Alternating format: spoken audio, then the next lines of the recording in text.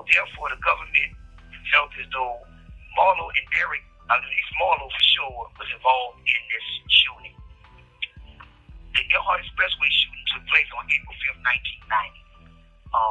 Marlo was in a hotel at the Courtyard Inn Hotel in New Orleans East, right off of Reed, close where the shopping center area was called Lake Forest Plaza was at one time. And Meatball was in Seattle, Washington at this time. I was at home at the time, still healing up from being shot up real bad, and was physically unable to do too much anything at that time. But when this murder was dismissed in the state and the feds brought it up, the government only witness against Marlo and Meatball was a guy named Wilford Carr from the St. Thomas Housing Project. He was actually shot that night on the Elwood Expressway. He was in the vehicle that had been shot, where he was shot and his friends were actually killed. But when he testified at I call a proceeding with the government labeled as a trial, he testified in front of the jury, which was my document number 9, that he had been shot 12 times all over. When he was questioned by the judge on line 21, the judge asked, "Where were you shot, Mr. Carr?" His answer was all over 12 times. The judge responds, "Oh, were you?" His response, "Yes." And the reason I brought that up, because if you go to my document number 10, which is one of the documents that the judge sealed, the homicide detective in that case was named Dennis Thornton. The morning of the Elwood Expressway shooting, I think that shooting took place at 3 or 4 in the morning, but 3 or 4 a.m. in the morning. But the homicide detective was at the hospital. He's speaking to a doctor named Dr. Wilson in the emergency room. And the doctor had informed the detective that Wilford Carr was shot in the left ankle, the left thigh, and in the buttocks. If you go to the next document that's part of that investigation that was sealed, the officer on the scene of the shooting, he, at the very bottom line, the second to the last line, he said, also, I think I have it highlighted, it says, also in the rear of the ambulance was a second Negro male identified as himself as Wilford Carr, Negro male, 19 years old, of 2001 Laurel Street, New Orleans, Louisiana. Carr had sustained what appeared to be 3 apparent gunshot wounds to the left leg. The reason them gunshot wounds was important because, one, it heightened up the charge against us to make it into a attempt murder because he said he was shot 12 times all over. Second of all, it gave the judge a reason to keep out this call is from a federal prison, which is my exhibit number 11. This was the interview that the homicide detective named Dennis Thornton interviewing Wilford Carr at the hospital at 5:30 a.m. in the morning. It was a short interview, but if you go to page 3 of that interview, he speaks to the detective when the detective asks him, you passed on Hickory through the right. Yeah, so he's saying, what lane were you in, Wilford? You remember? He said, negative response. The next question was, the bullets came through the door? He said, yeah. Did you see what kind of vehicle it was? No. Did it come by slow? He said, fast. Fast was his speed. Positive. Could you tell what kind of car, or was it a car or a truck? He said, I couldn't tell. All right. At the trial, the government narrative, he let Wilford Carr change his story. But if you go to document number 12, Wilford Carr was paid $11,000 to testify against us at that time. And it totaled up to $20,000 after our trial, because they gave him $9,000 more to be a material witness, the only witness that ever testified about the Elwood Expressway shooting. They were giving him weekly payments, $500, $200, $100, $200. So they did tell the jury they paid him this for security. But when you go to document number 13, you'll see that the government also withheld an evaluation of Wilford Carr done by a doctor who was a MD. He was a psychiatrist. But Wilford Carr had mental issues, mental problems. And if you go to page 5 of that document, it's going to show where the doctor diagnosed Wilford Carr as his examination as a major depression, possible post-traumatic stress disorder, a heroin addiction by history.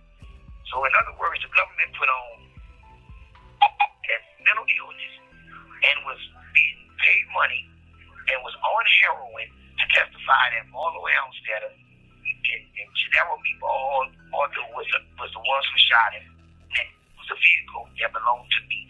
And this is why we are sitting in prison all of these years for these two drug addict testimonies. Anthony Bennell about the Sam Scully case and Wilford Carr, who said that he saw these guys shoot him. This is the sole reason we sit in prison.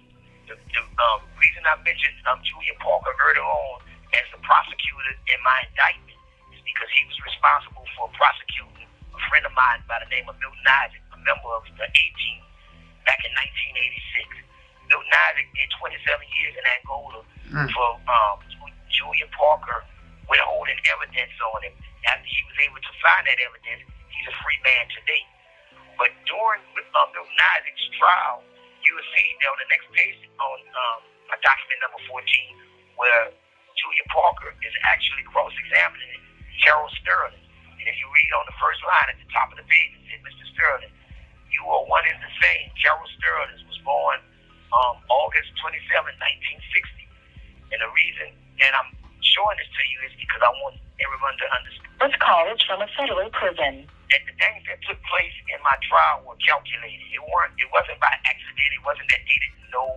They withheld and concealed this information concerning the situation with Gerald and Samuel Clay, Sam Scully, is because they didn't want us to be able to consent against the narrative that they was putting in the media and to the jury that Glenn Betts was responsible for Sam's death, and this is how war started. They didn't want the jury to know that a war had already escalated and started in 1984. My next document, and is number 15, and this is the call of service. This is when someone calls in 911 and report a shooting, and every time the police is dispatched, it gives them. Well, when you look on this document, it shows that on March 14, 1986, that's the next time somebody even made any reference to anything happening on Jackson Street between Prairie and Johnson. There's no evidence that a murder took place there on March the 6th, and that Sam Scully was a shooting victim of that murder. There's no call for that because it was wiped out so that we could never find these documents. You go to my document 15, it's only there to show you that when I got convicted, along with Meatball, General Meatball Arthur and Marlo Elmstead, well, my original sentencing after it's called a pre-sentencing report, pre-sentencing report, I was only supposed to get 19 and 22 years. Because, see, I wasn't actually convicted of a murder. The murder was listed in my indictment, but the jury was never required to find it. When the government asked the court, they objected to my sentence and asked the court to give me a mandatory life in prison because they wanted me sentenced for first-degree murder for the Elwood Expressway shooting. When you look on the second page of my document number 16, it'll show you where the probation officer is saying that I was supposed to, at the very last line, it says that the instance offense should be restricted to 235 months to 264 months. If you do your calculation, that's going to add up between 19 and 22 years. Well, as I mentioned earlier, I've been in here for 30 years now, and I'm doing the rest of my life in prison, just not because of what I was convicted for, but what the government asked them to give me. And proof of that is my document number 17. This is an excerpt from my sentencing hearing. Prior to me being sentenced, the court is having a hearing. If you go to the last paragraph of that page, it shows the court is saying, let me interrupt you. He's speaking to Mr. Rukowski, that's Meatball's lawyer. He said, see, you suggest that this jury that heard this trial found a violation of Louisiana second-degree murder.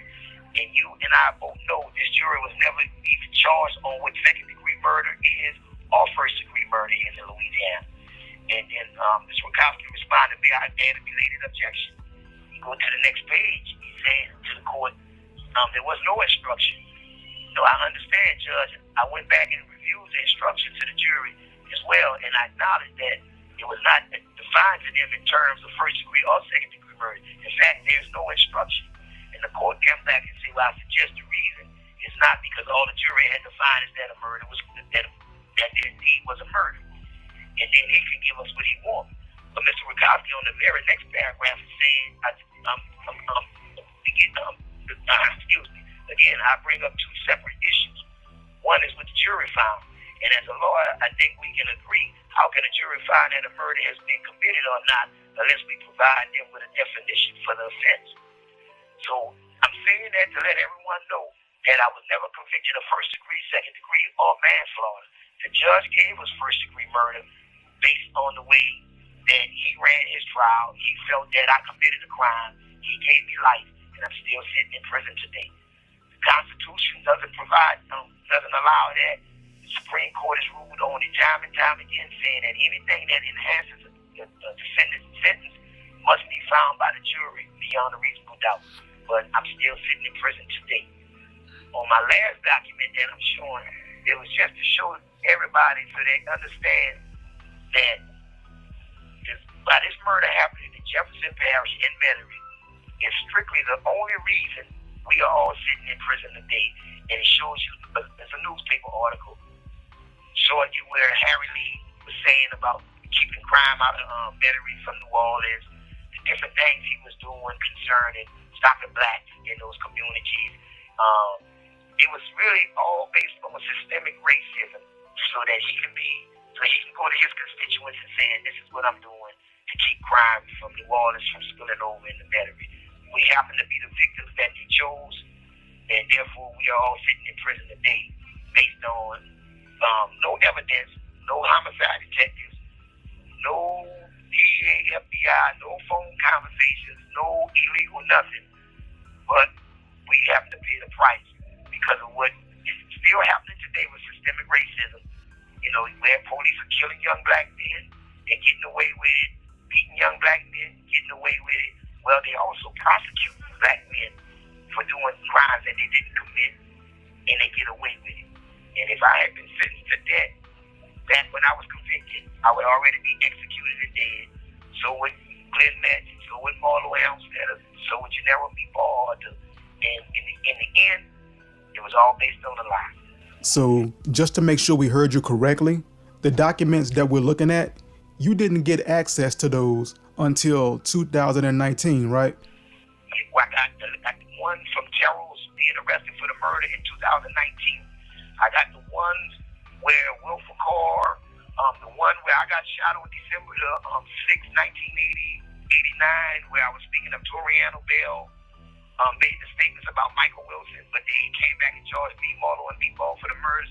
I got them in 2014. And at my trial, all that was sealed. To this day, all of these documents are sealed.